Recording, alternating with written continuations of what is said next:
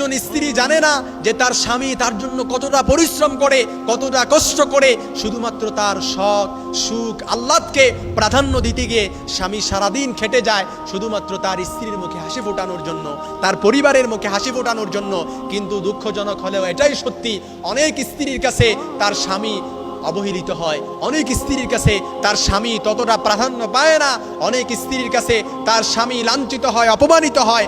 আমার অনেক মা বোনেরা জানে না যে স্বামীকে কিভাবে ভালোবাসতে হয়, স্বামীকে কিভাবে প্রাধান্য দিতে হয়, গুরুত্ব দিতে হয়। কারণ অনেক স্ত্রী চায় তার স্বামীর উপর ডমিনেটিং করার, তার স্বামীর উপর কর্তৃত্ব খাটানোর জন্য চেষ্টা করে। এজন্য আমার মা বোনদেরকে বলতে চাই, স্বামীকে ভালোবাসতে শিখুন, স্বামীকে গুরুত্ব দিতে শিখুন, স্বামীকে মর্যাদা দিতে শিখুন। কারণ নবী সাল্লাল্লাহু আলাইহি সাল্লাম বলেছেন, কোনো স্ত্রীকে আল্লাহ ছাড়া কাউকে সিজদা দেওয়ার আদেশ আমি দেই না, তবে কোনো আল্লাহ ছাড়া কাউকে সিজদা দেওয়ার আদেশ যদি থাকতো তাহলে প্রত্যেক স্ত্রীকে বলতাম স্বামীর পায়ে সিজদায় লুটিয়ে পড়ো।